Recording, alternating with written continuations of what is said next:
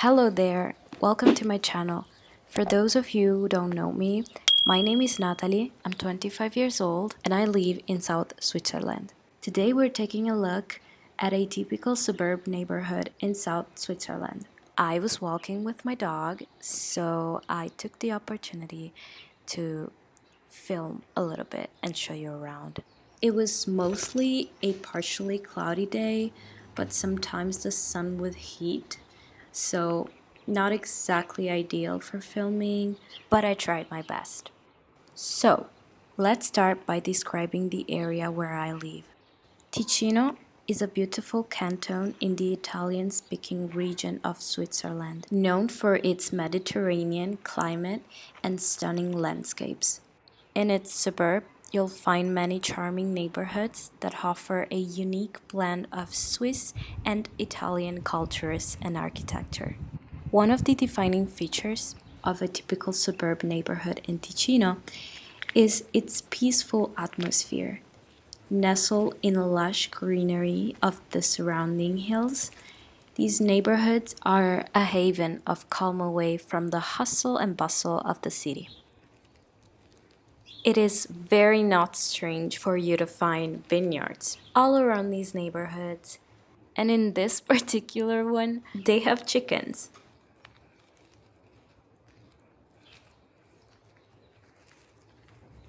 Houses in these neighborhoods often feature traditional Swiss architecture with a Mediterranean twist and are surrounded by well-manicured gardens and fruit trees. Often you'll also find very interesting combinations of traditional and modern architecture, of course. There is always a sense of pride in maintaining the beauty of the community. Despite their peaceful nature, these neighborhoods locate also a very short distance, usually very walkable, from schools, grocery stores, local shops, banks, and reliable public transportation. Overall, a typical suburb neighborhood in Ticino offers a perfect balance of natural beauty, peacefulness, and modern convenience. It's a great place to call home for those who are looking for a relaxed, family-friendly, and authentic Swiss-Italian lifestyle.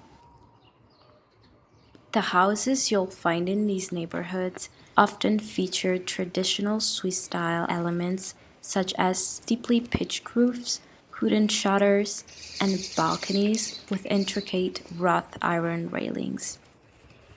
They also incorporate Mediterranean-style elements, such as, for example, stucco exteriors, brightly colored facades, and terracotta roof tiles.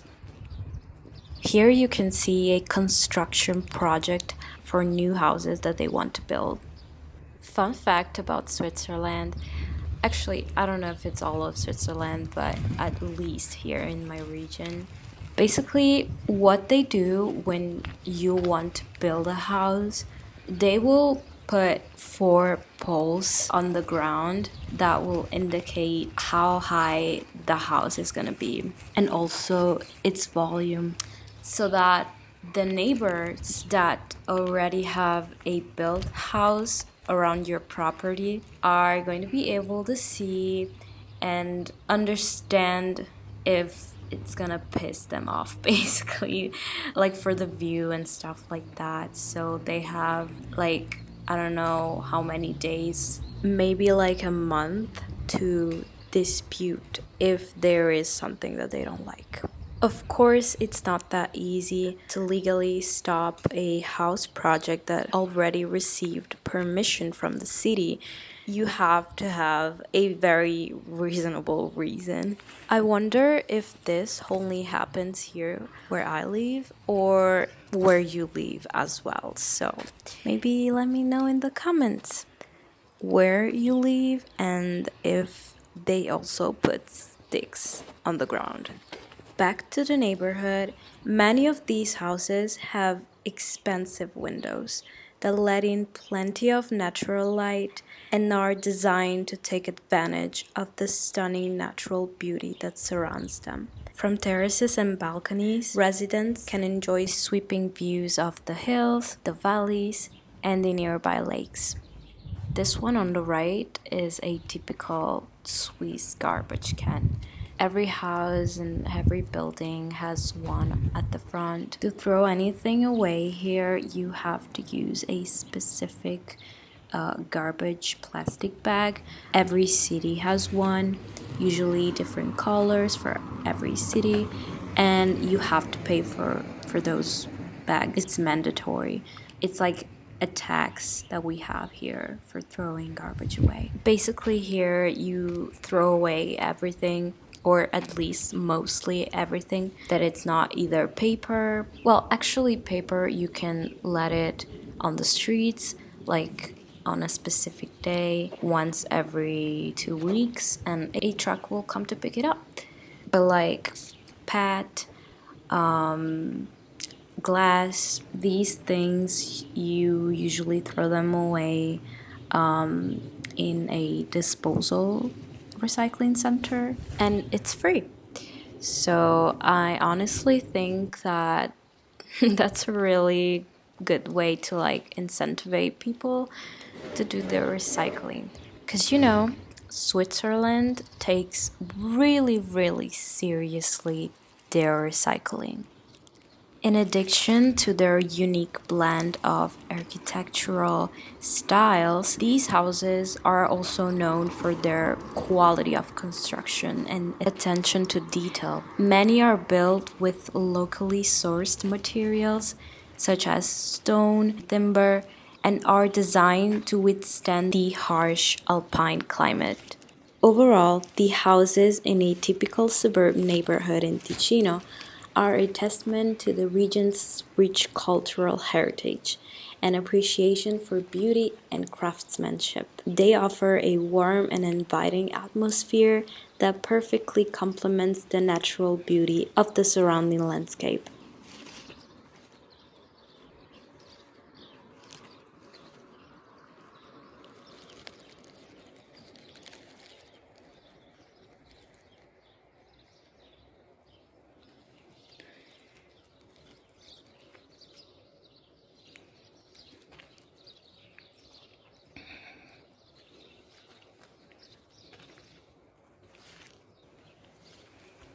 In these neighborhoods, it is also very common to find a lot of trash cans with complimentary plastic bags for dogs' necessities. Basically, there is a tax that every dog owner of Switzerland pays every year, and with that tax being paid, the city can also provide the plastic bags.